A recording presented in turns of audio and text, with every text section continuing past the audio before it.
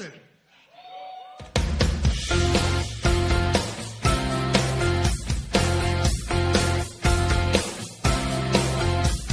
Chelsea says, Matt, can you come to bed? No, I'd rather play with my figures instead. She said, can we be romantic and do things we enjoy? No, me and Brian Myers spent our savings on toys. Now I think my girl is gonna walk out the door. I'm only 37, but I look like 54. And Matt Cardona, you could be the man, but there's just one problem you should understand. You're the king of the indies, and now you're rich, but to me, you will always be Edge's bitch. You and Brian Myers, you act like kids, but to me, you will always be Edge's bitch. You're the king of the indies, and now you're rich, but to me, you will always be Edge's bitch. To me, you will always be Edge's bitch. To me, you will always be Edge's bitch. I'm afraid I've got some bad news. I knew it. I love when he does that. Well, once you hit rock bottom, the only way to go is up. So good luck. Okay, good luck. You say rock bottom, but like, it just seems like things keep getting worse. What is rock bottom? Who decides what's the bottom of all this? I mean, seriously, you go, okay, today is Friday, and I woke up in Cleveland, and I'm going, how much worse can it get? Don't pound me down, you piece of shit. Shut your mouth. Look at me, Cody. Look at me. I want you to fire me. You fucking mark. Fire me. Fire me. How you think they gonna feel when they introduce your boys as the new WWE Undisputed Tag Team Champions? I don't know who's. They might be cheering. Yeah. They might be booing. Yeah. Little kids might be crying. Oh, yeah. We got grown men out there crying. Yeah. But they still might be hating on the Usos. Hating on us. Why? Because we went out there and did what we said we was going to do. Buffalo, all your babbling is interfering with my machine. So for the next few minutes, please just do me a favor and kindly shoot. Hello, ladies and gentlemen. Welcome to episode 347 of the Hoots Podcast. It is your boy, the nefarious, the one and only Brother Adam, a.k.a. Joshie Lopez, talking to you live from the Good Bird Studio in lovely Chicago, Illinois. It's Thursday, February 9th, 2023. Big things popping, little things stopping, and we got a big week of wrestling to discuss. Also, we got the big game coming up on Sunday in Phoenix, Arizona. It's the Philly is still trash Eagles against the Kansas City I want to be New England Chiefs. We got a lot to discuss today, not just football, but the wild and wacky world that is the world of professional wrestling. And boy, things are cooking up, as they say, as we're getting closer to WrestleMania and SoFi Stadium coming up in April. So with that being said, let's get some initial plugs out of the way. If you want to follow me at Twitter, you can at the Hoots Podcast. Pretty simple ordeal, especially if you want to participate in our Q&A sessions. All you have to do is hit me up either at Twitter at the Hoots Podcast or the Hoots Podcast at gmail.com. Make sure to subscribe to our channel on YouTube. Like this video, tell a friend about it. And for those who are watching and listening to this on YouTube right now, let us know, in your opinion, how do you go about closing night one of WrestleMania? It's a specific question, and this is going to be a good test for those who are actually watching and listening to this. You can either respond to this in the comment section on YouTube or let us know on Twitter. How would you go about closing night one of WrestleMania 39? That's the question. Let us know in the comment section. I am alone this week. Brother Carter's via satellite this week. We're kind of switching up the format this week of the Hoots Podcast. So, as we usually do, traditionally, we'll do the Q&A first. But following that, you'll hear the Thoughts of Dericho. Then we'll get to This Week in WWE. And then we'll wrap it up with another JoJo Dutch edition of What the Hell is Wrong with AEW, because I think I think we're about to get to the point where I'm about to start asking, what the hell's the point of AEW? So we got a lot to discuss. I hope you guys are having a good week so far. I hope you guys are clearing your head, scoring some good waterfall, getting that bag, working hard, just trying to enjoy yourself. I get it. I get it. There's days where you just want to lash out. You want to, just scream at the top of your lungs. You probably want to drink a big Bud Light wide. Want to get some whiskey wide. Tequila wide. You just want to partake and just clear your head from the stress that comes with our lives, especially for people who live here in the Midwest of Chicago, Illinois. And I get the temptation, I get the frustration, but from me to you, it'll be okay. You'll be all right. I just want to offer some encouragement there. Also, a very important life lesson. This is not just a wrestling podcast. One thing I've really realized, especially being a content creator, is having the ability to take a step back and reevaluate a lot of things. I'm more of like a big picture person than feeding off of instant reactions. I feel that's the worst way to interact with people is instant feedback reactions. Like, I'm not a reactionary person. Like, I believe in substance and nuance and just having context instead of just blurring shit just because we're having a conversation. I'm going to take in, and I think the biggest thing comes from that is just listening. It's one of the main things I learned when I was going to broadcasting school, is the importance of reading the room and listening.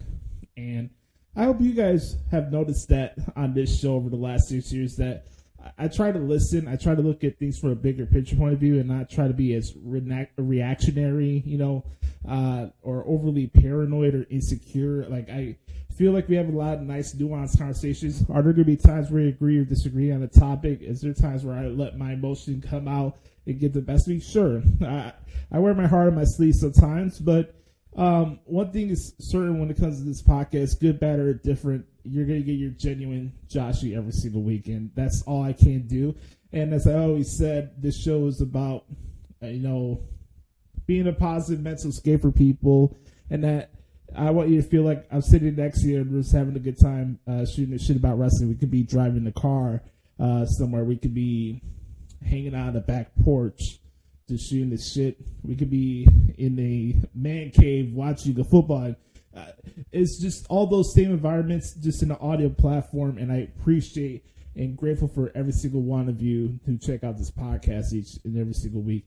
But back to what I was saying, we all talk about sources, right? In content creation, like, who should I believe? Who shouldn't I believe? Who's being hoodwinked? Who's being led astray? Who's being run amok, right? But in content creation, and I think also in life too, honestly, the best sources you'll ever have is your left and right eye. It's not somebody attached with a blue check mark. It's not somebody with status or clout. We are not a clout-chasing show. I'm not a clout-chasing person. We do what we do, and we speak for ourselves. And I think that's something I think a lot of people could work on. And, let you speak for you. Stop letting people dictate your enjoyment of professional wrestling. Stop letting other people dictate how you view certain angles and stuff like that. Look at the title of the episode this week. That's just my opinion. You don't have to agree with me. I'm not coming with this where this is the only way to do things or else. I'm not that take it or leave it type of person. I have an opinion. Just looking from a bigger picture standpoint and how things have gone on with this bloodline storyline and stuff like that, and how things have gone since Sami got part of the bloodline, and just my opinion with how the story is actually being told, not what's being fed on Twitter by the wrestling Twitter bubble and their hype machine. Nothing about Sami Zayn in the bloodline has had nothing to do with the world title. That's all been Twitter fed. That's been a hype train for Twitter. And as I said in the title of this episode, Sami's not the one. Sami Zayn is not the one to beat Roman Reigns for the WWE Undisputed Universal Heavyweight Championship. That's just my opinion. But back to what I was saying. Let you be the voice for you. I appreciate those who value my opinions and check out the pod every week and like where I come from. But again, I'm not looking down on you. I'm not going to talk down to you. I'm certainly as hell not above you or anybody who does stuff like this. My ego's not that big. I have my opinion. I speak with nuance and context, and that's what we're going to do this week, as we usually do every single episode of Hoots Podcast. Don't forget, coming up on March 2nd will be celebrating our 350th episode. That's in 3 weeks, so it's pretty cool. Yeah, I guess we should get this bad boy started. But first, and certainly not least, let me take a swig of water before we start answering some questions here. Oh, yes. High quality H2O. Okay. We're going to start off as we usually do with the good brother Chris Zaletta at X Team Zaletta24X on the Twitter. Throw up the X, ladies and gentlemen. He says, "What up, Boost? Here's some questions for the Q&A this week. Who would you put in the WWE Hall of Fame this year?" Well, I certainly would love to see Batista actually get his chance to do his induction speech with a live crowd and stuff like that. I'm kind of curious how they're going to go about the Hall of Fame, and if maybe you should reevaluate when you do the Hall of Fame. I always thought it would be kind of cool to do a Hall of Fame ceremony the night before SummerSlam. But now, since these pay-per-views always be landing on Saturdays, you can't necessarily do that because it's on SmackDown. So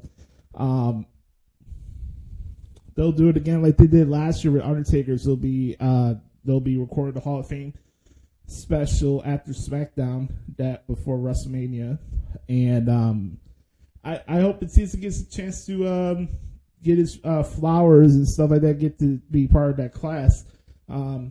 I would say Medusa, but she's already in the WWE Hall of Fame. I would love to see Victoria get in. I've said it before that I'm a big fan of Lisa Marie, the person, and just her career in general. She's more than qualified to be in that class of the WWE Hall of Fame.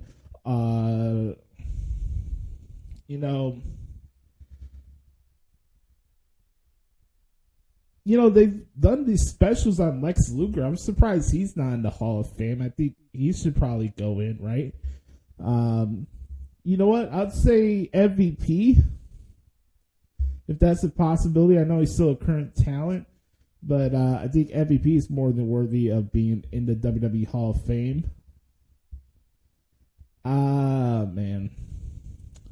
Speaking of Hall of Fame, this is live as I'm recording this. You're getting a live reaction as I'm recording this. Maybe you may hear it later in advance, but oh boy. So, I just saw on Twitter that sources, quote unquote sources, see how serious this is, says that Devin Hester will not be included in the new Hall of Fame class to be announced tonight on NFL Honors. What a bunch of horse shit. I hope that's not true. I certainly hope that's not true. So, again, we'll see how this plays out, but there's no reason why Devin Hester should not be a first ballot Hall of Famer, but that is just my opinion. Okay, back to the question here. Umaga, obviously, it's been a popular one a lot of people talk about. They're in Hollywood. You love to do Cyndi Lauper, of course. Would you, there's a lot to choose from. Those are the few that come off the top of my head. I mean, if you want to do the Midnight Express, that'd be cool. Put Cornette in the Hall of Fame just for the hell of it. Goddamn, motherfuckers! Hal Buster froze over to get me on this stage. Goddamn, triple cheese, extra onion, motherfucker. All right, let's move on to the next one. Will will Main Event Jay show up on SmackDown, or will Solo step in? I think we're going to get Freebird rules, ladies and gentlemen. I think Solo will come in and do his job, and Jimmy and Solo will retain on behalf of the Usos. I don't think Jay will be showing up. Next question. Are you sold on this Kurt Fiend Sucks team as being a major contender? I'll be honest with you guys. I've been completely out of the loop when it comes to the NBA. It just has not catch my attention this year. The Bulls have been hit and miss, and it's just haven't been fun to watch basketball recently. I'm not really a big fan of today's NBA. Congrats to Latoit for breaking the scoring record the other night. I saw that. I still think he's probably the most overrated player in the history of the NBA. But I saw last night that Kevin Durant is now with the Phoenix Suns, and we all could admit, like I said when this trade happened 3 years ago, super teams are ass. They're not sustainable. And look what happened to the Brooklyn Nets. So congratulations, KD. You're on another front-running team with a bunch of superstars. Hopefully you don't embarrass yourself and piss down your pants and lose to the Warriors in the playoffs. So, sure, I'm sure they could be a major contender, but same old deal, same old NBA. I am not a fan.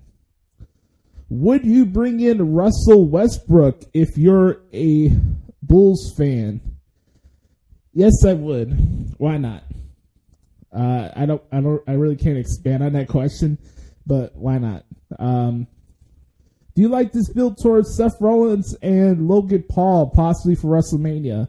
Like I said when we were talking about the Rumble last week, if that's a match, if that's a feature attraction match that they want to do, I wouldn't have a problem with that. That's probably a match that could steal the show, maybe on night one or something like that. That could be the semi-main event.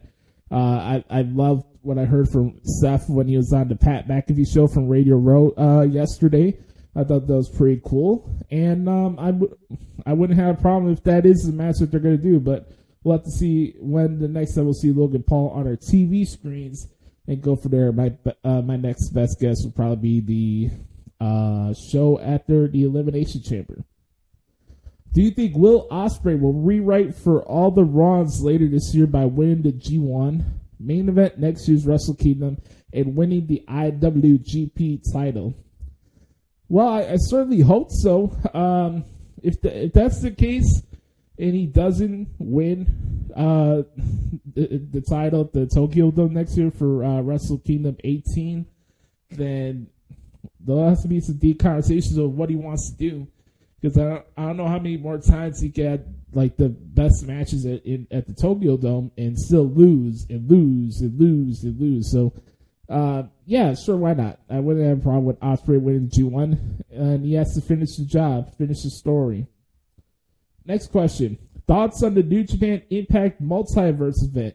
Yes, I saw this announcement the other day. They'll be taping a special on 5TV. It's a joint venture of Impact versus New Japan Pro Wrestling. Yeah, I would. You had an extra question, like what other matches would you like to see take place at Multiverse? Well, from what I saw, I've heard it's Ospreay against Mike Bailey. That's the only match I heard that was announced so far. Look, I'm down for that. You know, you could have a lot of different intriguing matches that you want to do. Josh Alexander already fought Tomohiro Ishii, so I probably don't want to see that again. It was a good match, but I don't want to see that. Probably could do Josh Alexander and Shingo. You know, maybe have Steve Macklin take on. That's a great question. You could probably have like Steve Macklin against Sonata or somebody like that. You know, you could have LIJ, like Naito and Hiromu. Like, let's say like you have Naito and Hiromu against the Machine Guns. I don't know if they'll do Hiroki Goto and Yoshihashi against the Machine Guns. I guess you could do that. There's a lot of different options you could go from there, but yeah, I'm totally in for this event. I think it'd be awesome. It's good for New Japan to get some exposure and doing some stuff like that with Impact, and I think that'd be a pretty cool event. Thank you, Chris, for the questions this week. As always, I appreciate you, brother. All right, let's go to the next set of questions from the good brother Mike at Main Event Swerve. Let's see what Mike has for us this week. Happy recording day, Usos. I'm homesick with sinus acting up in a major way, but glad to take a seat on the back porch this week. Well, brother, I hope you feel better. Make sure you consume as much high-quality H2O as possible. Other than Cody's win, what was your favorite moment in the Men's Royal Rumble? I said this last week. Edge coming out and just going absolutely rogue.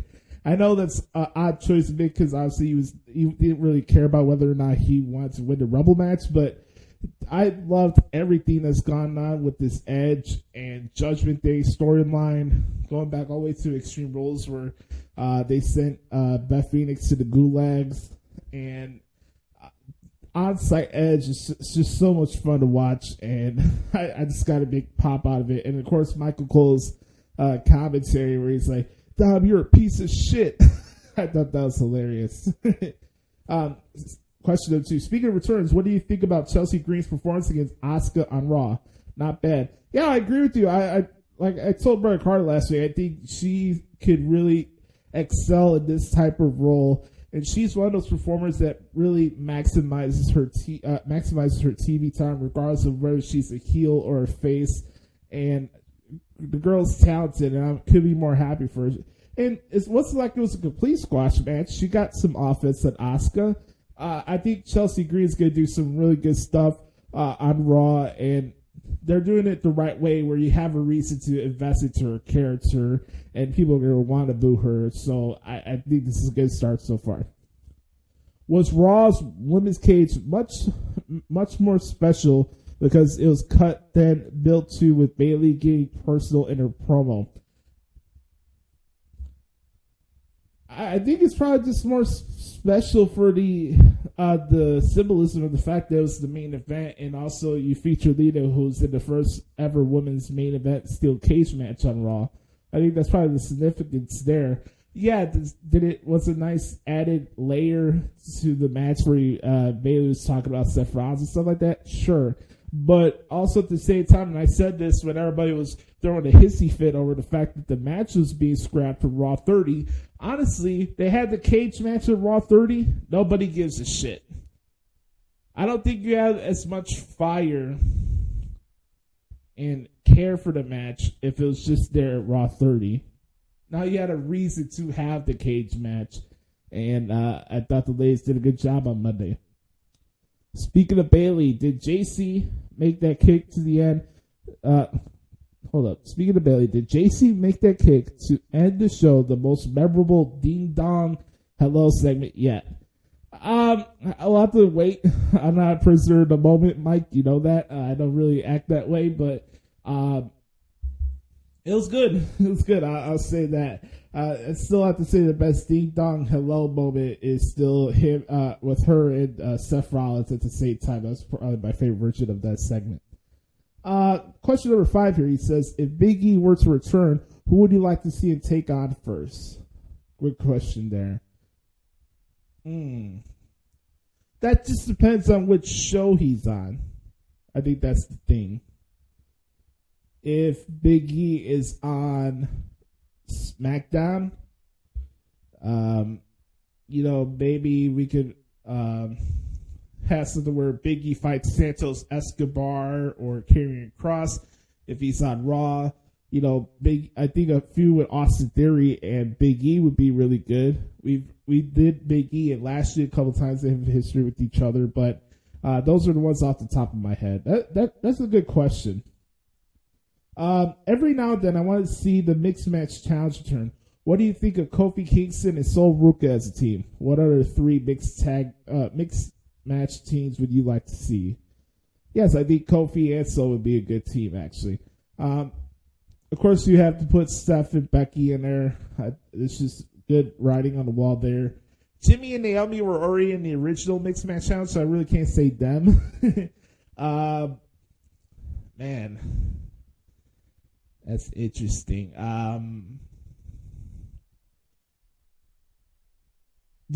Would you put Bray Wyatt and Alexa in a mixed match challenge? Would you do that?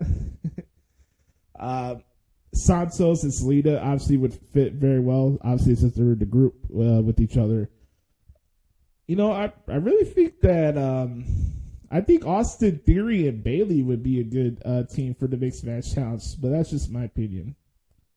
Let's go to the next one here. What do you think of the new rules in Major League Baseball? Pitch clock, wider bases, no defensive shifts. Will these help the game? I certainly hope so, but I think there's a lot of just nuance with baseball that's kind of taking fun out of it. When I was growing up as a kid and really loved it, I loved baseball. As a kid, it was my favorite sport growing up. And it's just, I don't know, I don't have that fun and passion with it as I did when I was younger. Now, you could say that because I'm a White Sox fan and maybe it's because of the results and stuff like that. No, it's not that. It's just I don't have fun watching baseball as I used to. Even when the Sox were bad or whatever, used to be excited watching Sunday Night Baseball by my Uncle Vito's house and stuff like that. I loved baseball growing up as a kid. I played it. I was halfway decent at it, humbly saying. But, you know, I love baseball, but there is a missing element. I can't describe what it is, but I think all of us can relate. There's something missing in the MLB right now where it's not really something that I have to watch, and it's not a fun experience watching it. I think there's too much of an emphasis on analytics and stuff like that. That's just not. Look, I want to watch sports, and I want to play fucking mental gymnastics while I'm watching a sport. That's just my opinion. Next one. Speaking of changes, what do you think of the Pro Bowl games? Is Omaha Productions, run by the Mannings, onto something here? I watched a little bit of there because I know Pat was calling it. I liked their interpretation of the slam dunk contest where like the wide receivers were doing fancy catches. I think it was Stephon Diggs and Amon-Ra St. Brown for the Browns. For the brand new Lions. I like that. Flag football is all right. Yeah, I don't know. It's going to take a while for the NFL to pinpoint what can make the Pro Bowl exciting. And that's the thing. It's so wild. Maybe it's just the way society is right now. Maybe there's too much expectation. We had so many epic moments from like NBA All-Star Weekend and the home run derbies. Like, I think out of everything that we watch every single year, I still think the home run derby is probably the best event that features all-star players, right? But everything in between is not fun anymore. The slam dunk contest is a waste of time. I'm sorry. I don't have to waste my time listening to fucking Kenny the Jet Smith run his mouth doing live commentary with the mic going into the crowd. Sorry, folks. Nobody wants to listen to the Jet ramble, a fucking point guard rambling his mouth about what's a good dunk or not. You're ain't a good dunker yourself. Why should I take your opinion seriously? It's just not. It's not as anticipated as it was back then when I was growing up as a kid. It's like, man, you'd be excited to watch the MLB All-Star Game, or you feel like it was a big deal, or the Pro Bowl and stuff like that. But now it's like these are just games. The effort's not there. It's like a shoulder shrug. It's like this is like something to just get past through, and you know, there's just no rhyme or reason to it anymore, and that's unfortunate. What is it about being a Pat McAfee show fan that causes me or anyone to talk more like Pat saying "I" and "Don" and someone having a day? I think that's just the charm of who he is, man. The guy's a superstar, and he's very relatable. What I didn't realize is a lot of those Pittsburgh Yinzer slangs there have a lot of ties to Italian roots, and I'm half Italian, for those who don't know, and I get to enjoy a little bit more of my culture and stuff like that, get to know about it by listening to Pat's show. So, you know, gonna chill today, maybe go out tomorrow, maybe go check out a movie tomorrow. I haven't done that in a while, haven't gone to the movies in a while, so I might go down to go check out a movie at the AMC Theater, you know, take a stroll down there and see what's there to offer. But it's just fun things, you know, like what? Be a bug, that's a bug, that's a bug, like what? I done. What? I done. It's fun. What do you most want to see out of the GS/WWE Universe mode in the new WWE 2K23 game? By the way, I'm trying to do my best Michael Cole impression. That's why I keep saying WWE. War Games, maybe? Yeah, I'm excited to see how the War Games match is played in a video game. I haven't done that before. I don't think that's ever been an option. But, you know, I'm very curious to see how the Universe mode is dictated and stuff like that. I tried the GM mode for last year's game, and it was all right. You know, having that responsibility of being a booker and stuff like that was a cool feature with the old SmackDown versus Raw games. I'm just excited to see what new elements they add to it. There's nothing really specific that I'm looking forward to as far as match options or stuff like that. I just want to see how the flow of it goes.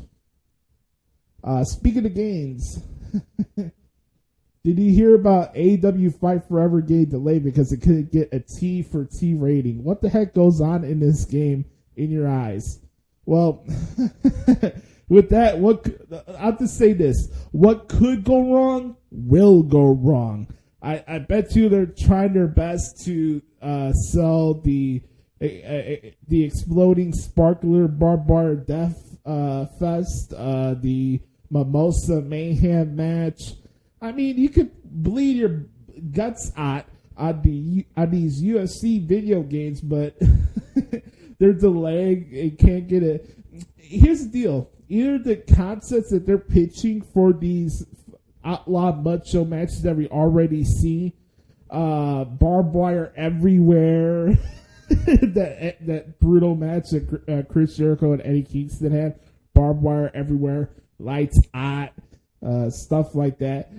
It's either the developers and the gamers and these like sponsors just don't want to acknowledge those type of matches because how stupid and retarded they are, or maybe they're not into the AEW content like a lot of people on Twitter are.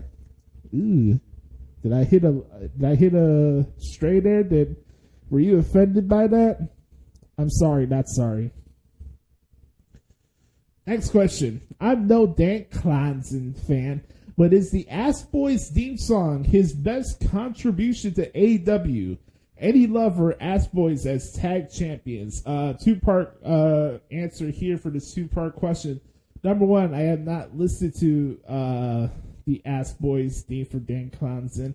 And secondly, I'll say my thoughts on the Ass Boys becoming tag champions and what the hell is wrong with AEW. But I'm glad you asked that. Final question here from Mike. He says, so NXT had a solid audience for a roadshow outside of Florida. Where else would you like to see them try a roadshow yet to fill the seats? Good question. I'd love to see them go to Pittsburgh. You know, something like that. I think that'd be pretty cool. Go to Pittsburgh. Maybe go to San Jose again. Maybe go to Arizona. I could say Chicago, but I'd be biased, of course. You know, a lot of different places you can go check it out. I hope they do find a way to have like a new home base in Florida where they can do the shows and not have to be just at the Performance Center. Like if they could get back to doing the Full Sail Day, that'd be awesome. You know, for me, as I'm still planning to move down there and I'm still ready, like I still want to move down there. That has not changed. So hopefully it's sooner rather than later. But for me, I think that'd be awesome if they still had the NXT shows still based in Florida. But I do think when you have like the premium live events or the specialty shows, it should be out of at least the Performance Center. If you want to do these premium live events, it has to be outside of the PC or out of Florida in general. So you have a lot of different options that you could pick from, and I'm just curious to see how they go about it. Well, stay Uzi, no matter whether you side with the Bloodline or Zayn, goodish, whether they won or not. Thank you, Mike. Thank you for the questions this week. I appreciate it. Good job as always. All right, our last set of questions this week comes from, oh yes, Psycho Nagiri, Nate the Great. joins us with his presence this week. Good set of questions here. Let's see what's on Nate's mind. All right. No matter how much you hate the Young Bucks, you had to admit they're better than whatever the new champs are or old champs were. Where did teams not named the Usos, FTR, or Young Bucks go so wrong? Well, I don't have to admit that the Young Bucks are better. They're probably better, but they're better than both those teams, probably on default on wrestling skills. But as far as entertainment is concerned, no, I don't have to admit anything. The Young Bucks are still ass. They're still trash, just like the city of Philadelphia. Pure trash. Hashtag Philly is trash. Hashtag the elite is trash.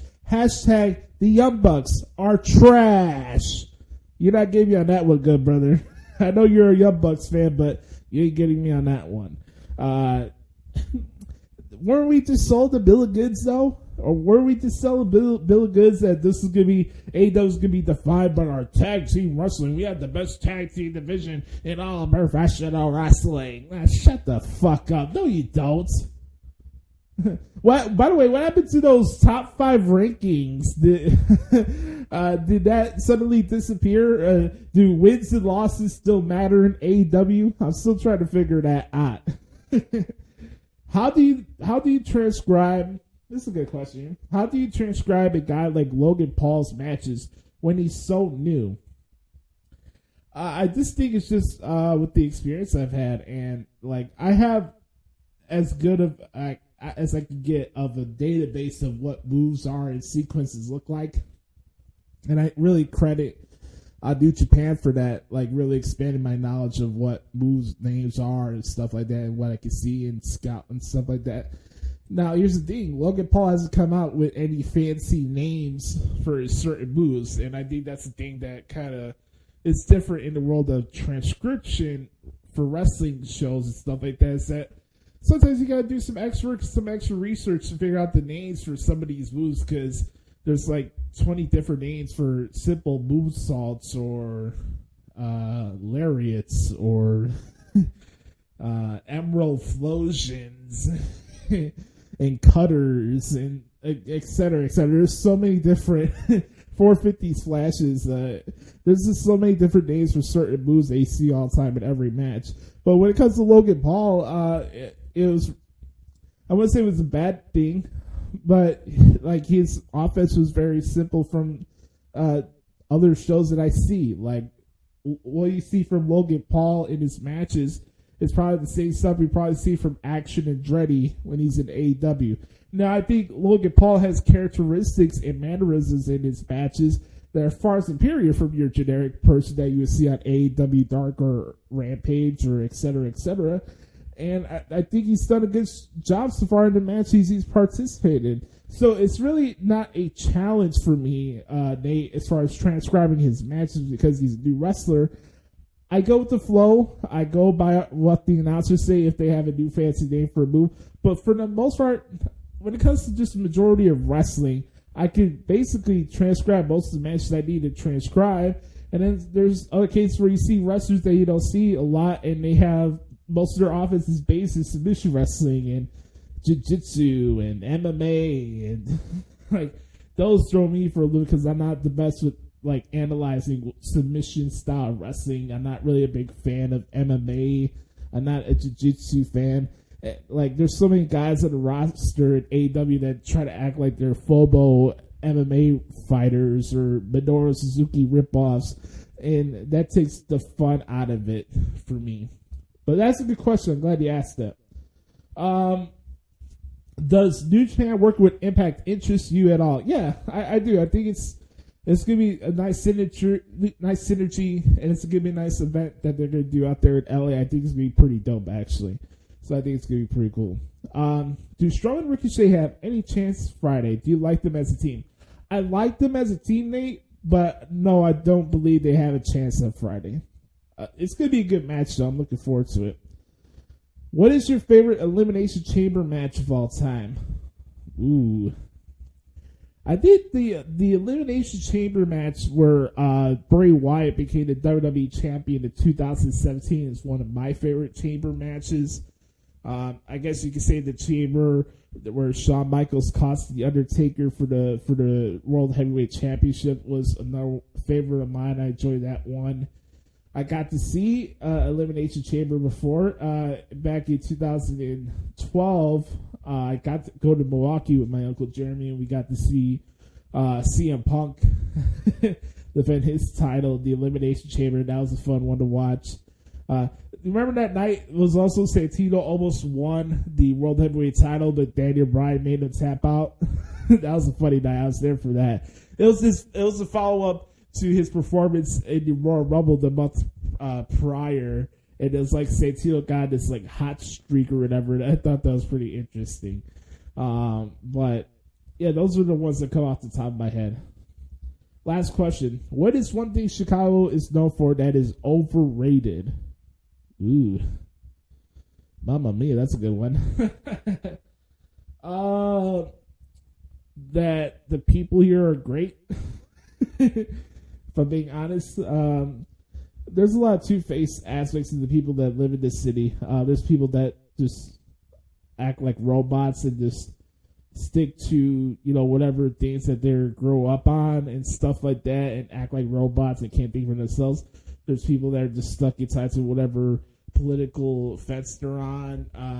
I just probably say just the notion that, Chicago's the best place to live because of the interaction with people and how friendly they are and stuff like that.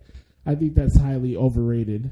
Now, when it comes to like the food and stuff like that, and the music, no, that's definitely not overrated. That is a fact. And that's the good parts of the city. But I just think in general, the people here, not that great. And it's not just exclusive to the people who kill each other or doing these fucking, drive-bys and, robberies and stuff like that. I just think the city has a lot of flaws with morale and ethics, and I am with my wits end of being in the city. I'm over it. I'm done. I want to go. I don't want to come back. I'm done. Put a nail in the coffin, boys. Like, I'm done. Get me to Florida. Get me the hell out of here. So, that's my thoughts on that. With that being said, a great Back Porch Q&A session. I want to thank Chris, Mike, and Nate for the questions this week. You guys killed it, as always. If you want to participate in the Back Porch Q&A session, all you have to do is hit me up at Twitter at The Hoots Podcast or The Hoots Podcast at gmail.com. Coming up next is the Thoughts of Dericho right here on The Hoots Podcast. And now, the Thoughts of Dericho. Listen well, man. Welcome, one and all, to the segment that 63% of the time works every time. It is the Thoughts of Dericho, featuring the one, the only, Brother Carter. So this week I'm just going to do a little bit of a review of what I saw in WWE this week. And I actually want to start with NXT Vengeance Day, which I had a chance to check out and really enjoyed the pay-per-view. Some great stuff here. Wesley retains his title against Dijak with some interference from Tony D'Angelo. I got to say, a ton of props need to go to Wesley, because when Nash Carter got released, I figured it would be over for Wesley, but he has kept it going ever since MSK was forced to break up, and he has kept it going, and he is just getting better and better and better each time I see him. So congratulations to Wesley for sticking through it with some overcoming great adversity. That's awesome. Kiana James and Fallon Henley defeat Caden Carter and Katana Chance to become the NXT Women's Tag Team Champions. I got to tell you, Caden Carter and Katana Chance are for real. This is the first time I've gotten to see them in action, and I'm very impressed. They are very good. Very, very strong team. They have a ton of potential in the future, and they were the longest reigning women's tag team champions of any division in WWE. So, props to them, and Kiana James and Fallon Henley did a nice job too, but Carter and Chance are special. They've got a chance to do something great.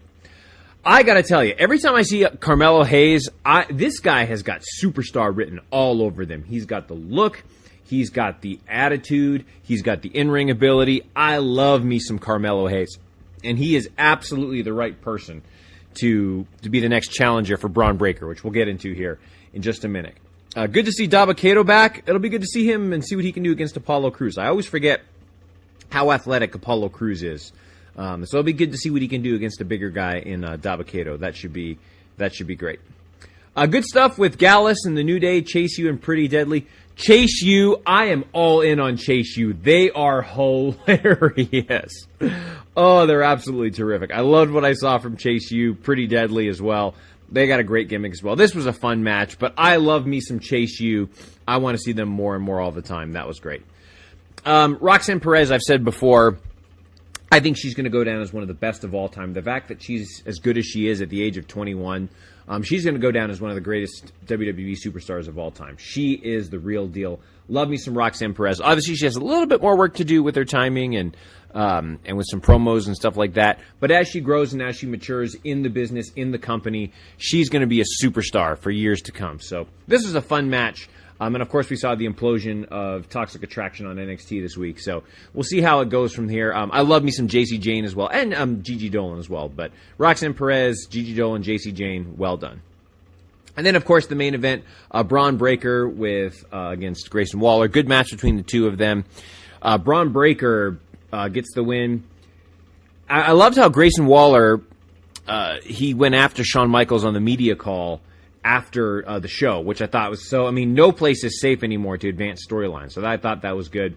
And then, of course, Carmelo Hayes comes out to confront Grayson Waller. I think Carmelo Hayes is absolutely the right person to carry the brand. We'll talk about this in a couple weeks. I've got Carmelo Hayes winning the NXT Championship to Stand and Deliver.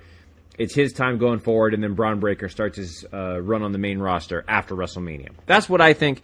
But overall, really great show. Really enjoyed NXT TakeOver Vengeance Day.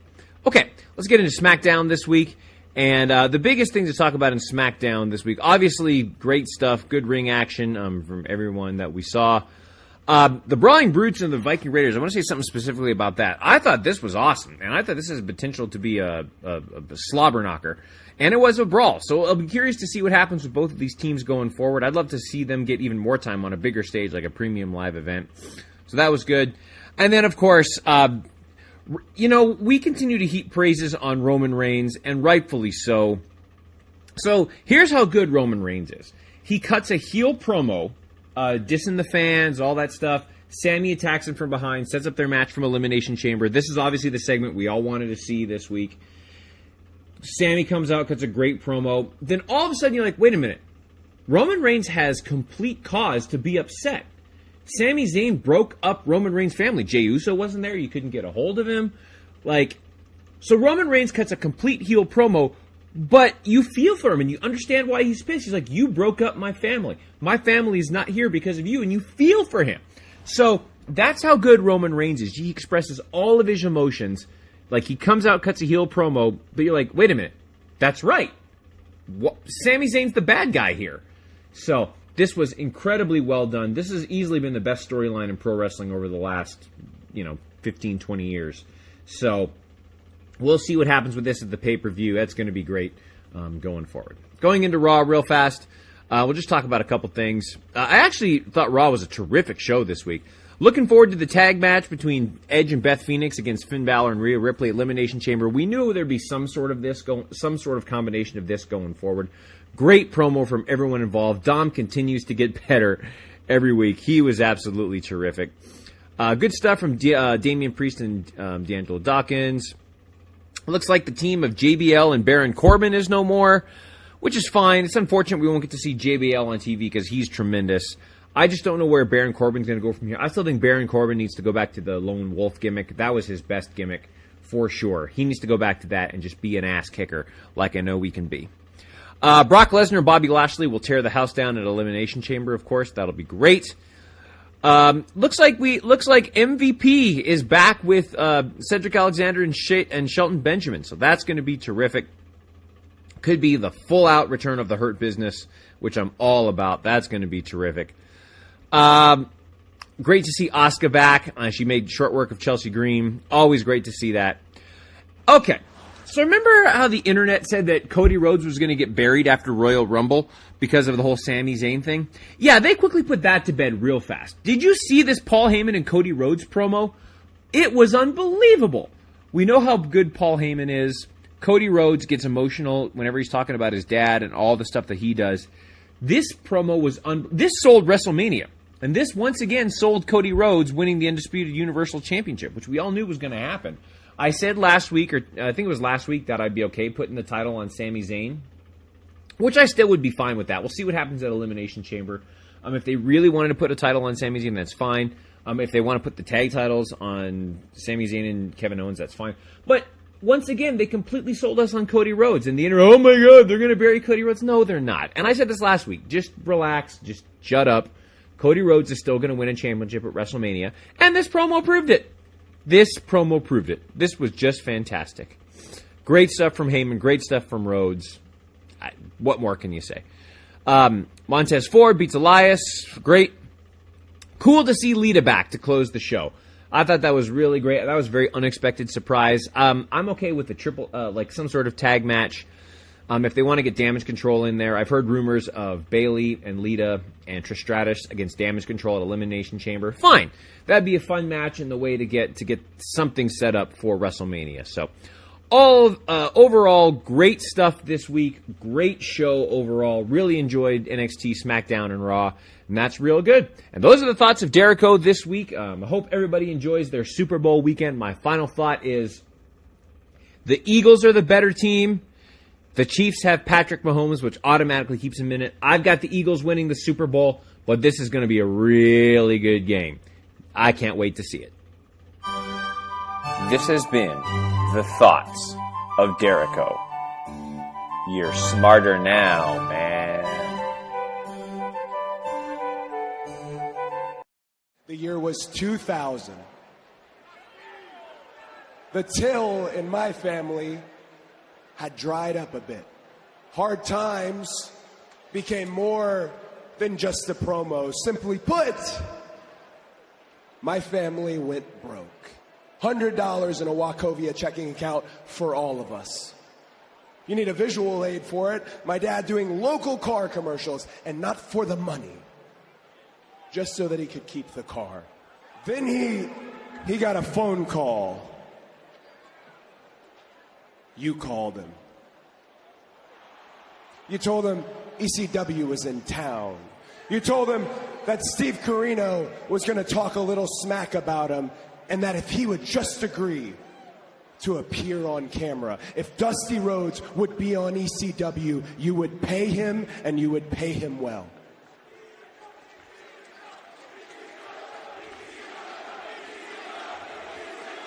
You kept your word.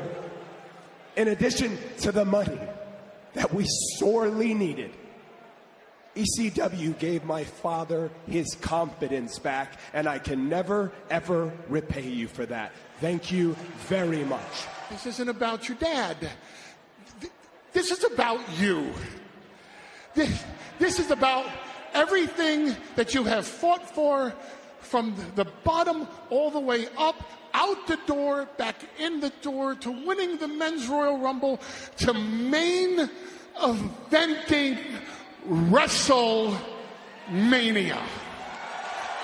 In my last conversation with your dad, he told me,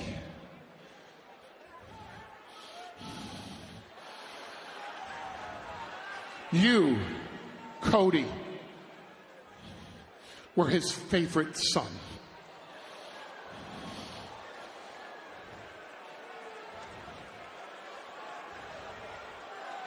But Roman Reigns was the son he always wanted.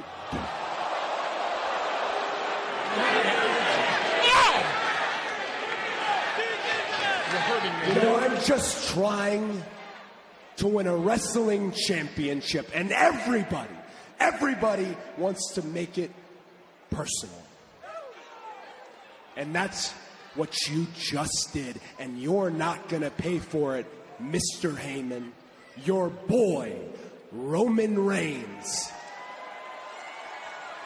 is going to pay for it at WrestleMania when I take those titles personally. Welcome back, everybody, to the Hoots podcast. Time to talk about what happened this week in WWE. Also, adding a little bonus content here for this segment, I'll be previewing the lineup for this coming weekend's NWA pay-per-view in Tampa Bay. We do spray to all fields when it comes to the world of professional wrestling, and I'll let you guys know the card coming up for NWA Nuff Said pay-per-view taking place this Saturday on Fight TV for Tampa Bay. Big card. Lots of matches. There's 13 on the card, and we'll go over that for you guys at the end of the segment. But a lot to discuss this week with WWE. First off, I would like to thank everybody who took the time to check out our first ever live stream reaction to a wrestling show. Saturday, I was getting really bored, and I knew I wanted to watch Vengeance Day. I knew I wasn't going to cover it, but I was like, you know what? Let's have some fun with this. You know, I have the studio here, and it's my apartment. It's a Saturday night. I don't have no kids. I'm not in a relationship right now. I'm kind of doing my own thing, and I have the right to choose what I want to do here, right? And I'm like, why not? Let's do a live stream reaction to the show. So I ended up doing that. Brother Carter joined halfway through the show, and like he said, there was a lot of good stuff on that premium live event. I enjoyed it. For the most part, Wesley and Dijak had a barn burner that was fantastic. Hope Dijak is doing well with that broken finger. That did not look good at all. But a pretty eventful night, too, for a premium live event. There was 2 title changes. We had Kiana James and Fallon Henley become your new NXT Women's Tag Team Champions. Thought that was interesting there. The match with Carmelo Hayes and Apollo Crews I thought was good. The main event, Braun Breaker retains over Grayson Waller the steel cage match. So overall, I thought Vengeance was a good show. Going back to SmackDown, I thought it was a really good show for tag team wrestling. I thought it was a nice, a lot of emphasis on it. We had the finals of the SmackDown tag team titles, number 1 contenders tournament. It'll be Braun Strowman and Ricochet taking on the Usos tomorrow. But also, they have Braun Strowman and Ricochet take on Imperium. It was a very good match.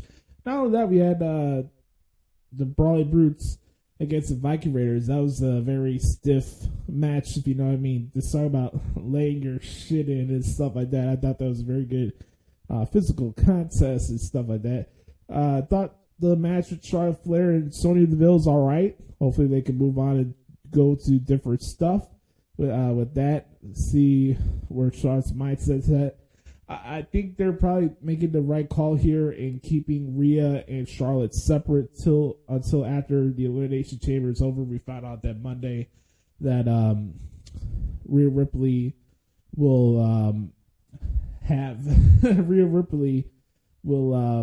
fight Charlotte Flair at WrestleMania for the SmackDown Women's Championship. But the Elimination Chamber is going to be Edge and Beth taking on Finn and Rhea in a mixed tag team match. And I'd like to thank everybody at WWE for checking out the podcast last week, because that's exactly the exact match I pitched for that pay-per-view. I'm glad we're going to see it, because that's going to be a fun match to watch. Really quick here, I would like to mention, if you guys go back to SmackDown last week, I'd like you guys to go check out the promo Roman had before Sami came out and attacked him. By the way, a good decision there by your babyface to attack somebody from behind, but that's neither here or there. The promo he was cutting beforehand about, he gives to the industry, and everybody just wants to take from the guy. Also, at the same point, he's saying a lot of stuff that's true. That Sami used the bloodline to prop up his stock, if you will, his resume, his aura, his essence. That's a fun Matt Hardy term back in the day. Essence. And then he's like, of course, you simpleton folks wouldn't understand. Roman's about, he wants to talk about Cody. The simpleton folk want to talk about Sami Zayn. We find out it'll be Roman Reigns against Sami Zayn for the Universal Championship at Elimination Chamber. Really quick, let me get the card up for the Chamber, because I gotta tell you right now, this pay-per-view, for a quick turnaround and the matches that have been announced for this show, I'm very, very excited for what we're going to see coming up on February 18th, which will be a week from Saturday. Literally, next Saturday is the Elimination Chamber. So next week we'll have to make our predictions. No. So here's the matches that are announced for the show. We got, like I mentioned earlier, Edge and Beth Phoenix taking on Finn Balor and Rhea Ripley. We have the Elimination Chamber match to determine who Bianca Belair will fight at WrestleMania. It's Asuka, Liv Morgan, Nikki Cross, Raquel Rodriguez, Natalia, and the beautiful, and I mean beautiful, Carmella, who graced us with her presence. Got to be the last qualifier, winning that Fatal 4-Way match on Raw this past Monday. By the way, I want to give a shout out to Piper Niven. I thought she had a pretty good night there. Even though she lost, most of that backstage segment with Candice LeRae and Mia Yim, I thought was pretty good as well. But that's the match for the ladies. The Elimination Chamber match for the guys for the United States title. Austin Theory puts the title on line against Seth freaking Rollins, Johnny Gargano, Bronson Reed, Damian Priest, and Montez Ford. That is going to be a barn burner. And then the main event, Roman Reigns against Sami Zayn for the undisputed WWE Universal Championship. We got 4 matches announced there. We'll expect something, probably some announcement possibly having Brock Lesnar and Bobby Lashley. Raw's going to be in Brooklyn next week.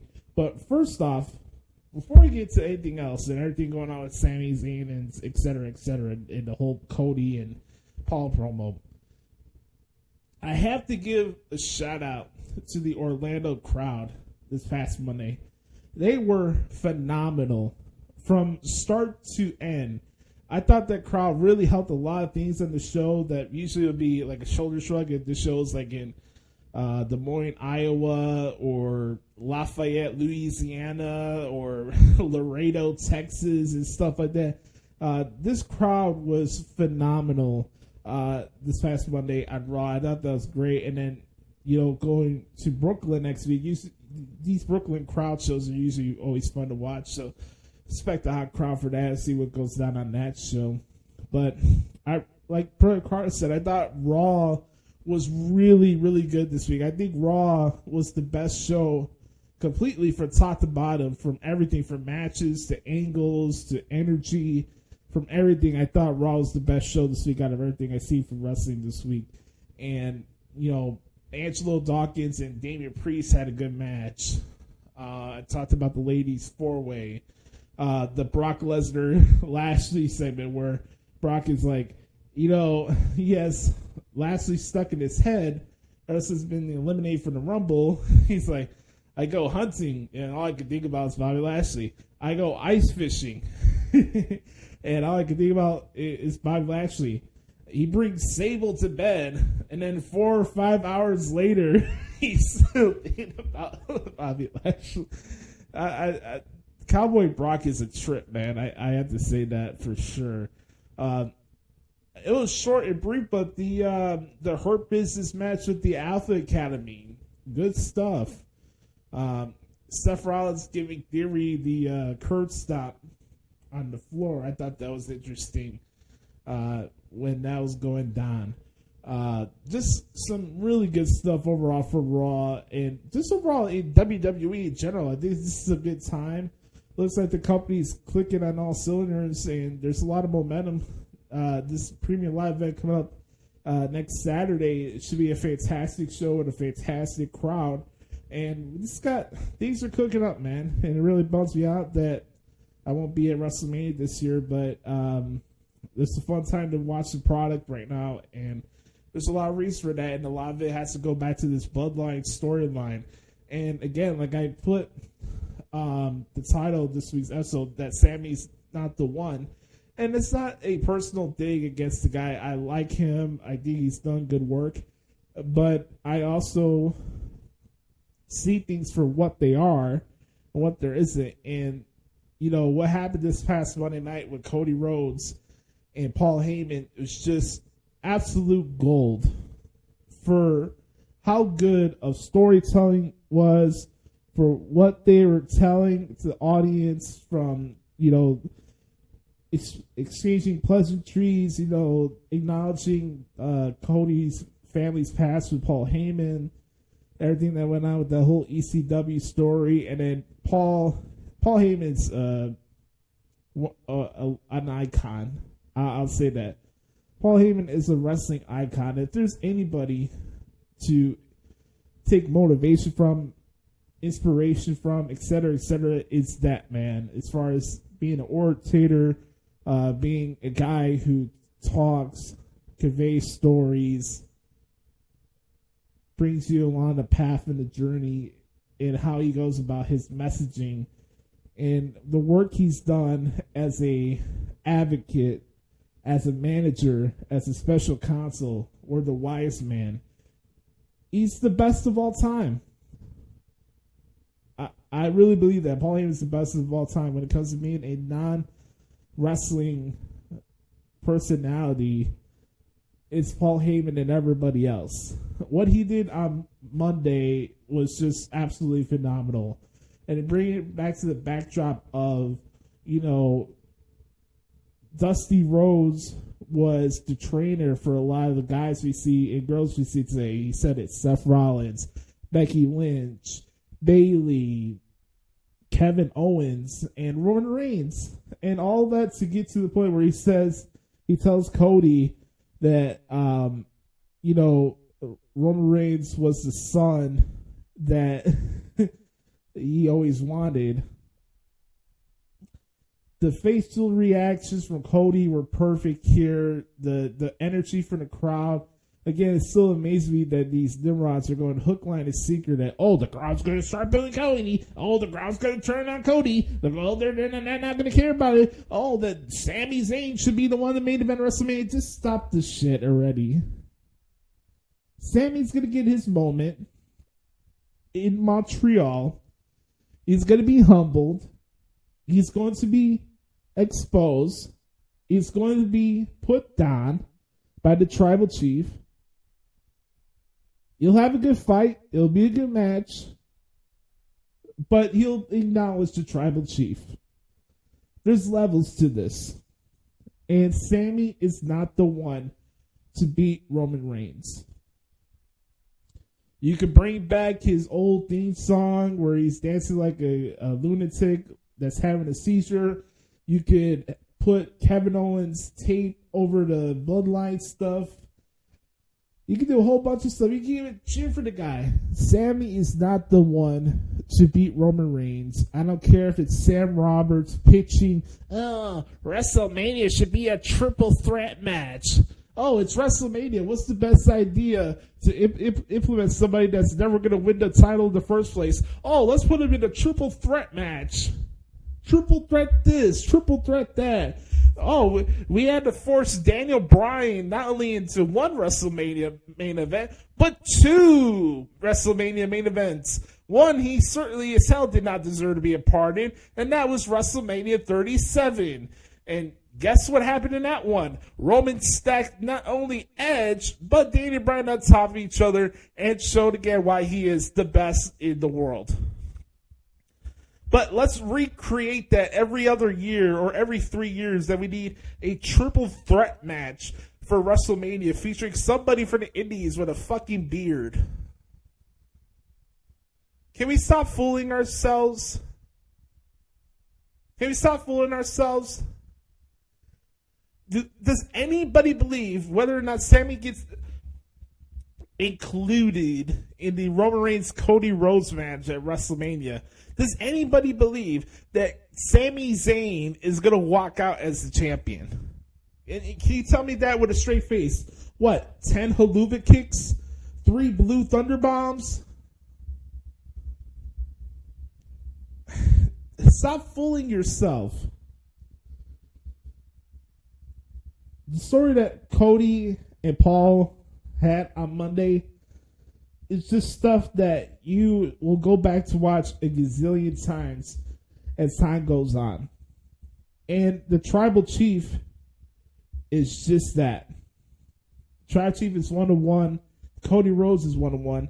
And Sami Zayn is not the one to beat the one that is Roman Reigns.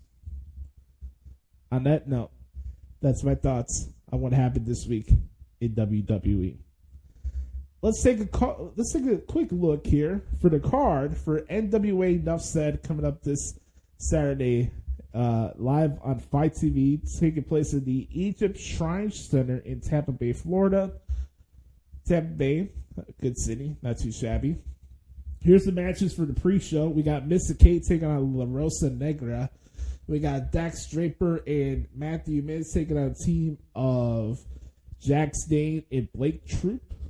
They'll be accompanied by Chris Sylvia Esquire. We have Mercurio and Natalia Mercurva taking on the team of Genocide and Max the Impaler in a intergender tag team match. We have Odinson against Joe Alonzo in a singles match. And then here's the matches for the card here, for the main pay-per-view card. We got Pretty Empowered putting their NWA World Women's Tag Team titles on line against Renegade Twins. La Rebellion will put their tag team titles on line against Blunt Force Trauma. Thomas Latimer will be taking on Fodder in a Singapore King match. We have EC3 taking on Kevin Kiley, a.k.a. Alex Riley. Will be making his NWA debut coming up on Saturday. We have Chris Adonis against Trevor Murdoch in a grudge match. That should be pretty good. Camille will be putting her NWA World Women's Championship on line against Angelina Love. We have Kerry Morton putting his NWA Junior Heavyweight title on the line against Alex Taylor of the Il Biaden. We got Scion, the Masked Scion, with his father Austin Isle taking on Homicide for the NWA National Heavyweight Championship. And in the main event, nobody's allowed at ringside. The champion, Tyrus Smash, taking on Matt Cardona for the NWA World Heavyweight Championship, a.k.a. Edge's bitch. To me, you will always be Edge's bitch. Hopefully Matt Cardona gets the title back that he never lost, and we can end this Tyrus publicity stunt. But yeah, I'm looking forward to this pay-per-view. It's NWA Nuff Said coming up this Saturday. I'll be covering that event for WrestlingHeadlines.com. With that being said, it's time for the main event. It's scheduled for one fall with an unlimited time limit. It's what everybody wants, what everybody needs. A brand new edition of What the Hell is Wrong with AEW. Let's start this off with Bert Carter via satellite this week in a 3, a 2, a 1. Beat your meat, beat your meat, beat your meat, beat your meat, beat your meat, beat your meat, beat your meat, beat your meat. I'm telling you, my time is right now. Right this minute, 2022. We're living it. My time is now. My time is right goddamn now. Man, what intensity. It's time for What the Hell is Wrong with AEW?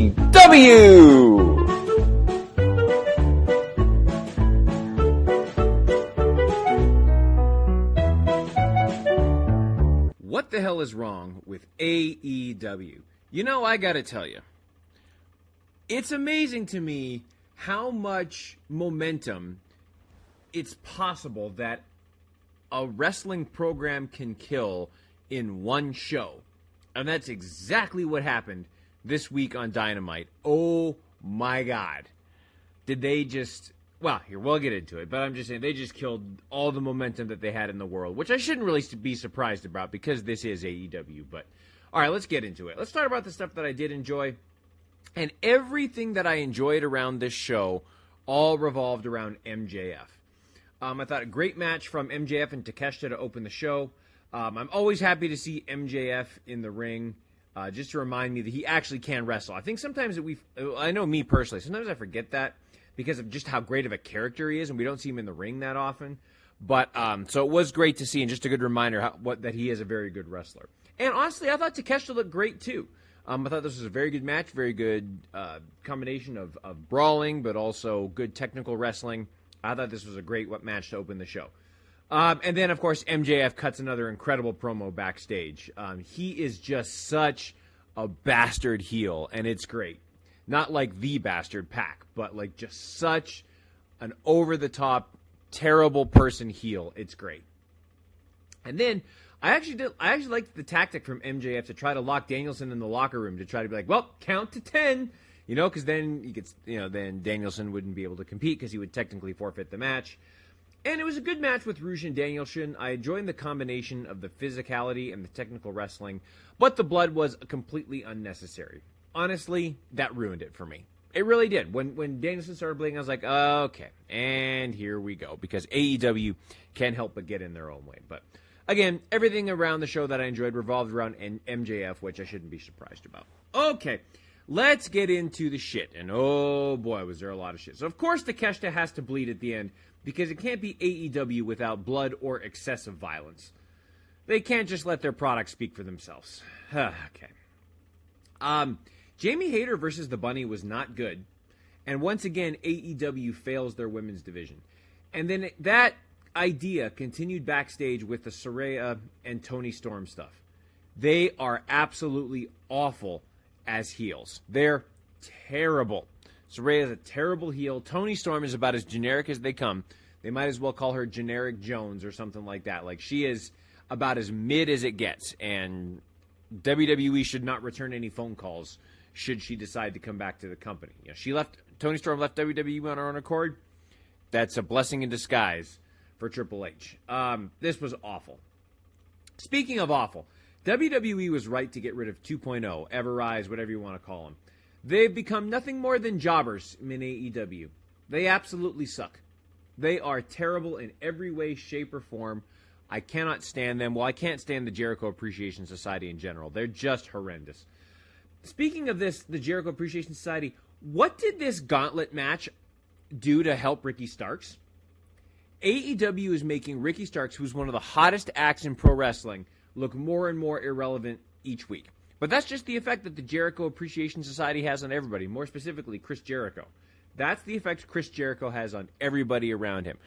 Jericho should work permanently in a program with the Elite, because all of those acts deserve each other. Just make the Elite faces and have them feud with the Jericho Appreciation Society. That would be perfect for everybody involved, because the Elite suck. The Jericho Appreciation Society sucks. That would be a perfect pairing. Speaking of that, I fast-forwarded through the trios match because I knew exactly what it was going to be. I watched AEW on DVR this week, and I knew exactly what it was going to be. So I just fast-forwarded past it because I knew it was going to be spot after spot after spot, and I didn't care. And then we get to the main event. Okay.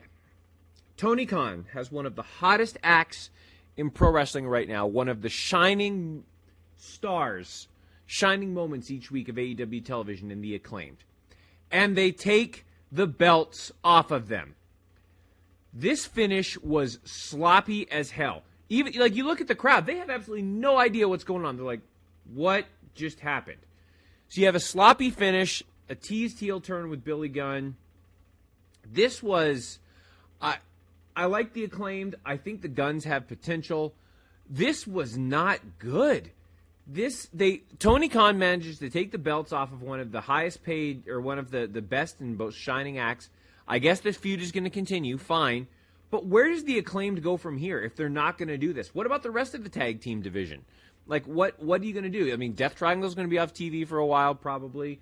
I can't even think of the other teams right now. But where do you go from here? Where do you do with this? I don't understand this decision at all. The finish was sloppy. everybody's just kind of like, all right. And now we have no idea how this feud is going to continue, and not in a good way. Not in a good way is just basically how you can sum up all of All Elite Wrestling. This horrendous program, horrendous booker, and with the pay-per-view being less than a month away, I have absolutely no reason to tune in. Seriously, what the hell is wrong with AEW? This has been What the Hell is Wrong with AEW.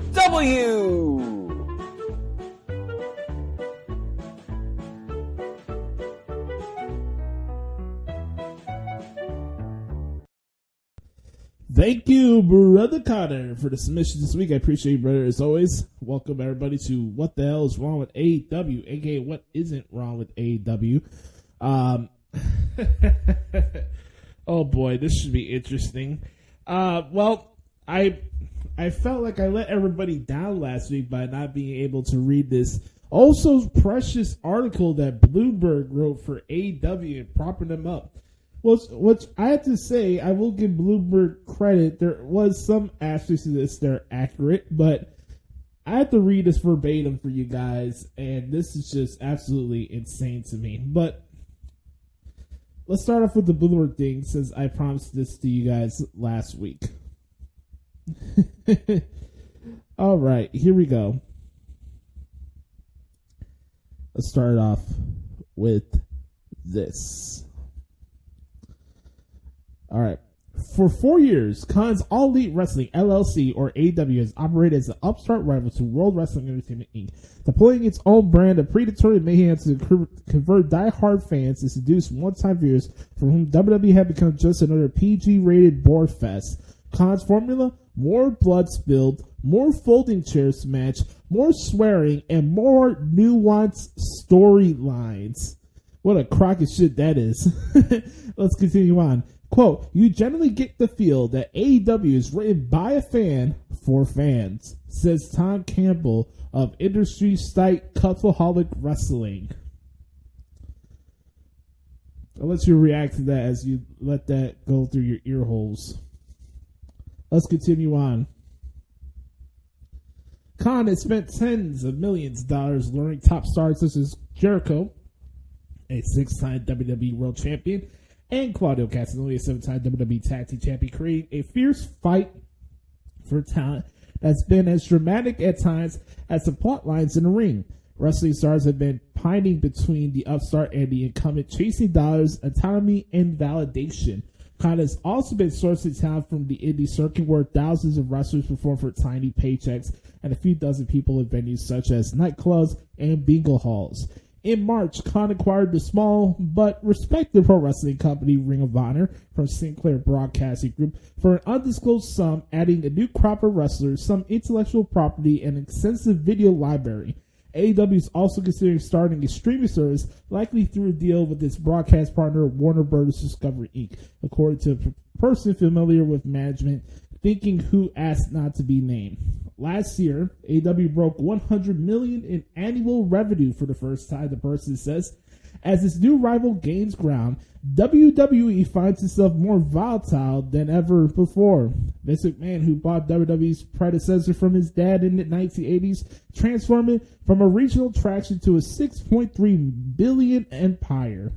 In July, after Wall Street Journal revealed that he had secretly paid $12 million in hush money payments to settle allegations of sexual misconduct and infidelity, his board of directors opened an investigation and McMahon announced his abrupt retirement. 6 months later, it seems he changed his mind. In earlier January, as controlling shareholder, he proclaimed himself chairman again, booted 3 board members and replaced them with allies. 2 more quit in the aftermath. Now his daughter and his heir apparent, Stephanie McMahon, has left the business and her role as co-chief executive officer, leaving Nick Khan, no relation to Tony, in charge. In the weeks since, WWE has hired financial advisors to explore strategic options. Investor groups are also suing over McMahon's surprise return and sex scandal. WWE declined to talk to Business Week about the saga. In a letter sent to the board in December, McMahon said he left WWE to give space for the investigation, but it was critical for him to return lead the exploration of a possible sale and negotiate new media rights deals. No one has a greater interest in the long-term success of WWE or is more aligned with all WWE shareholders than me. McMahon's lawyer released a statement in January regarding the latest settlement, stating that the wrestling executive denied sexually assaulting the accuser and settled the case solely to avoid the cost of litigation. Pro wrestling is a business with billions of dollars. This is the interesting part here.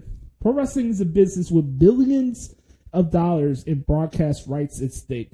WWE made nearly $1.1 billion in revenue last fiscal year, dwarfing its new rival by more than tenfold. But AEW's viewership has crept up. What? But AEW's viewership has crept up. What? Let's see what this bullshit is here. Breaking $1 billion on several episodes, or about half of WWE's top show. Both WWE's and AEW's right packages are expiring soon, setting up a crucial showdown between potential suitors that range from Fox Corp to Amazon Inc. Analyst says Comcast Corp can end up paying more than $2 billion to renew the arrangement it has with WWE to put its content on NBC's Peacock streaming service. Khan has promised that whatever deal replaces AEW's current one will be historic. One of the few areas in which media investors remain bullish is in sports rights, says Bloomberg Intelligence Geeta Ragadan. Still, there's no shortage of... this is the interesting part here. There's no shortage of skepticism about Khan's chops. Podcast hosts, former wrestling executives, and ex-staffers say AEW is run by a rich kid spending daddy's cash. Jaguars defensive end Yannick Ngakoue once called him out in public as a spoiled brat before getting traded away. Tony has a tendency to ricochet off walls and say stupid shit because he doesn't really understand much about the industry, really. Legendary wrestling TV producer Eric Bischoff, who's worked with AEW, told the industry's publication Fightful magazine in November. He's a wrestling fan with a lot of money. Khan, who's 40, knows his credibility is in question on a daily basis, but AEW wrestlers are unanimous about his dedication. They say he's a wrestling nut who's excited about everything, all the time, running from arenas to meetings involving every last detail, from scripts to sets, from contracts to bookings.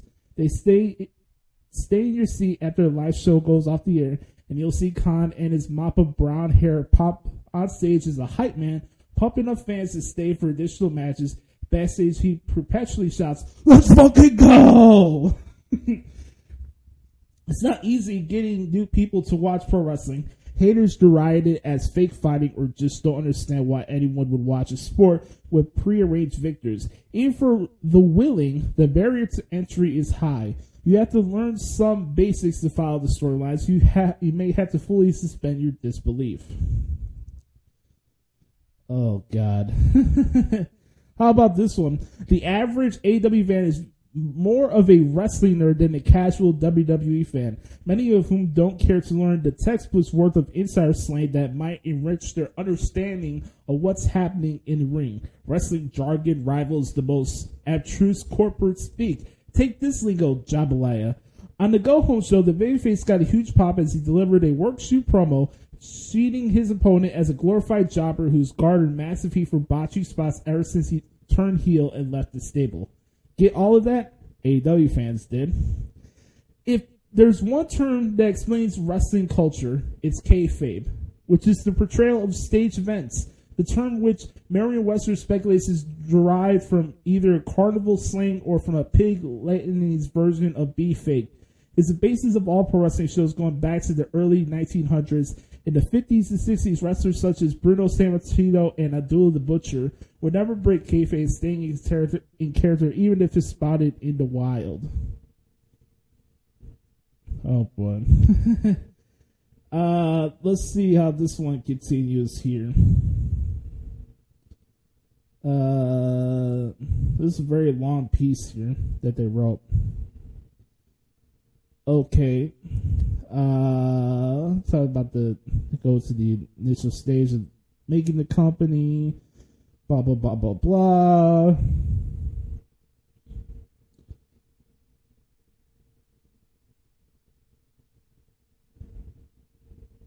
Okay.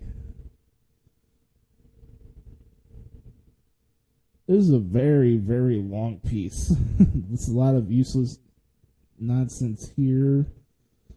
Okay. Let's, we're talking about the TV deals. That was a part of it here. Let's read these last couple of paragraphs here, and then I'll give you my thoughts, okay? AEW's television contract, which was for $175 million, according to the Wrestling Observer, expires at the end of the year, with an option for 2024. Meanwhile, Khan is gearing up to release Fight Forever, AEW's first video game later this year, to compete with the long-running WWE 2K franchise. As usual, he hasn't been stingy with funds, spending tens of millions of dollars to produce and market the game. And tens of millions of dollars more Sunday new wrestling talent. According to a person familiar with the company's financials who asked not to be named, in November, Khan bought Jeff Jarrett, a 90s pro wrestler and a veteran wrestling exec who, at the age of 55, still hits the occasional foe over the head with an acoustic guitar, as director of business development. Double J's job is to expand AEW's live events in smaller markets, mainly non-televised house shows at local venues across the U.S. Its first tour will debut in Troy, Ohio in March. 1 week after the show in Queens, AEW's traveling crew is preparing for its next televised match on the campus of Temple University in Philadelphia. Several hours before the wrestlers go on air, the vibe isn't all that different from backstage at a theater. In costume or in street clothes, wrestlers chat with each other in the hallways or grab a bite from the catering room. Those students who can be find a quiet corner amid the clutter of production equipment to plan and practice moves. AEW is used to list planned matches on a whiteboard, but it had to stop when the info began leaking to the public. After a show in September, the Dirt Sheets caught wind of a backstage brawl between several executives and the big money former WWE star CM Punk. Complete with the chairs throwing and biting, it was a real fight. The Wrestling Observer reported, was it, or was it kayfabe? Okay. I really think this goes back to the first thing I read, which was the whole thing about a fan writing for fans. We're 4 years into this experiment, this dirt sheet vanity project, as I like to call it. And as you watch these shows, I continue to ask the question, what is the identity of AEW and what's the purpose of it? I still haven't found the answer to that question. Yeah, are there elements of traditional pro wrestling, blood, more grittier, more serious than WWE? Sure. But to say that it's a fan writing by fans is really stretching out what the actual truth is. Is every person on a wrestling chat board or message board or subscriber to Fightful Select or whatever paywalls people subscribe to for wrestling content, is that really the whole genesis of every single wrestling fan? He writes wrestling for a niche side of the wrestling fandom spectrum. Let's be honest here. And there's a lot to discuss this week. You know, I let Brother Carter really discuss much more of the Dynamite aspect of TV this week because I really don't have much to say on the show last night. I enjoyed the MGF match with Takeshita. That was fine. You know, I thought last night's show was just dumb. To be honest with you, the excessive need of bleeding was so unnecessary. Everything that's gone into this Bryan Danielson and MJF feud has sucked. I know the match is going to be good at Revolution, but all the hoots and all the stuff just to get to the match was so stupid. And I think it's kind of reckless in how AEW has been treating Bryan Danielson. I guess everybody just thinks that he's going to be reckless in the ring and bring back the aura and the specialty of what he brought as the American Dragon during his run in Ring of Honor. And blah, blah, blah, blah. We're turning back the clock back 15 years ago. But again, at what cost? what costs to him physically and the future of his career, and also what costs to MJF. And that's my thing. How can I continue to take this guy seriously as the face of your brand when every feud he has to make these guys go through hoops, and each and every single time they do, they go through these hoops, they make him look stupid in the process. MJF is just like Paul Heyman. He's a great orator. His mouth will get him over regardless of who he's fighting. That's not the issue here. But on the surface, if you're watching this for the first time, if you're seeing MJF, you see how good of a wrestler he is. You see what he did in the ring with Takasha last night. And then you see him do this corny shit backstage. I was not a fan of that promo backstage. I thought that was not a good look on him or AEW for the fact they even approved that segment. I thought that was stupid. But just the whole stuff about locking the door and him coming out doing color commentary and still being made to look stupid. And this was my concern when this whole idea came about. And this all started with him attacking William Regal. And William Regal hasn't even been addressed yet once since he left the company.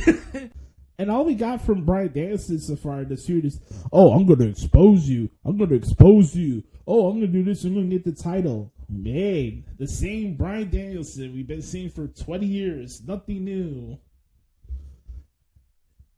I watch his matches. He's a great wrestler.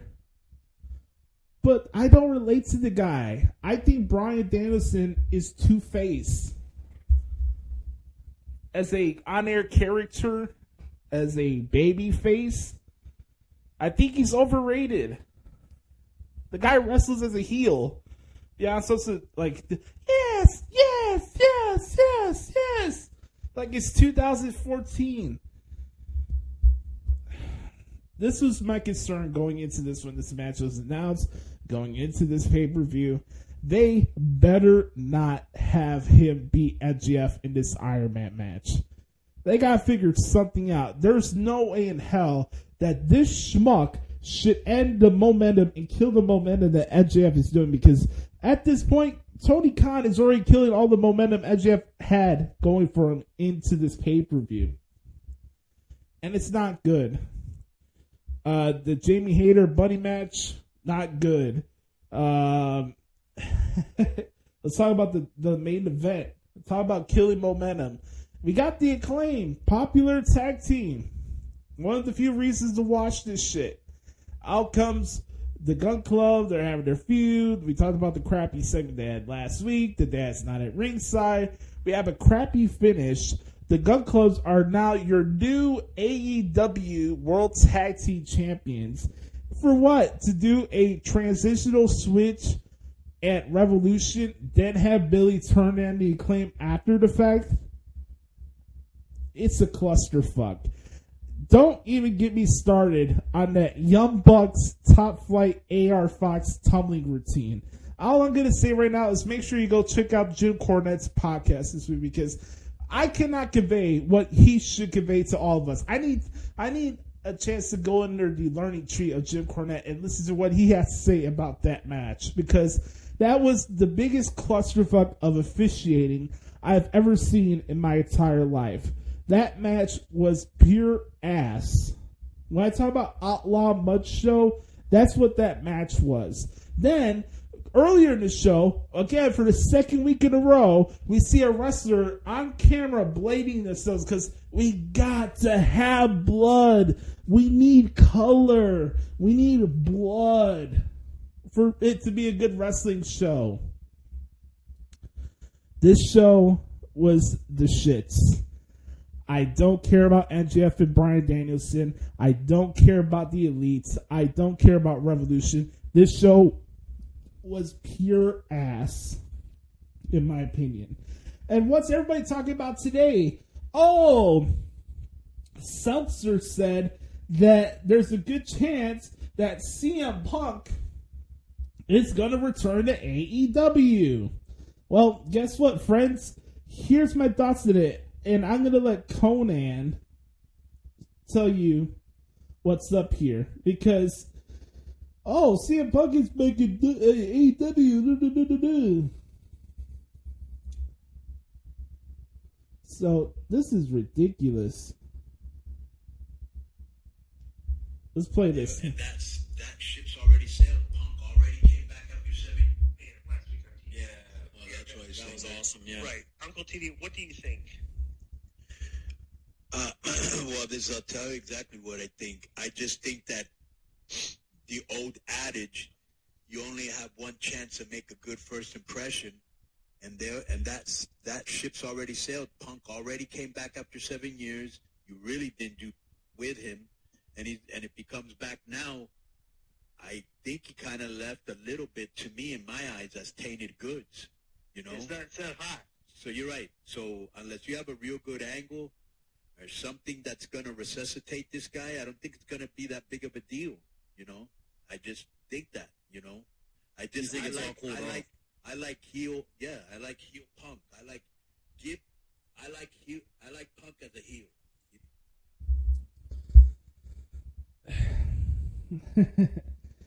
CM Punk shows up at Revolution, and guess what? You know what my response is? My response to that would be, and what?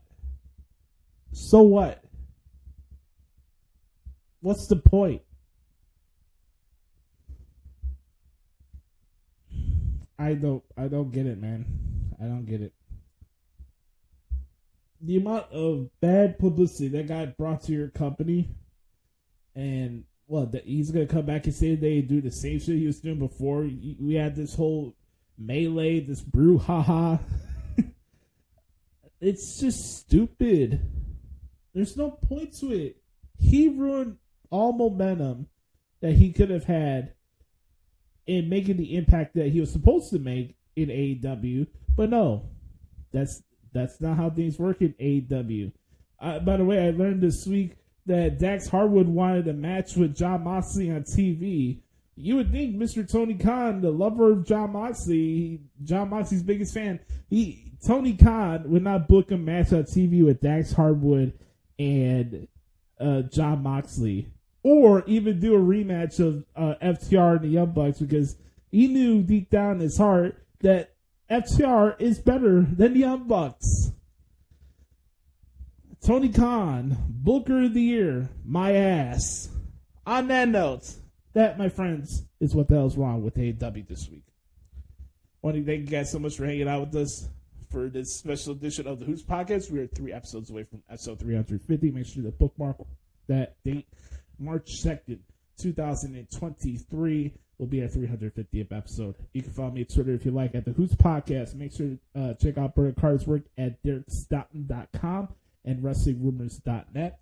Remember, folks, be the authentic product that is yourself. Remember, nobody dictates the pace of your life but yourself and the man upstairs. I love you guys. Have a wonderful weekend. Hope you guys enjoyed the Super Bowl. I'm rooting for Rihanna and her waterfall this week. That's what my rooting interest is. And with that being said, this has been episode 347 of the Hoots Podcast. We'll talk to y'all next week and preview the Chamber of Eliminations. No! Talk to y'all next week. I love you guys. Peace.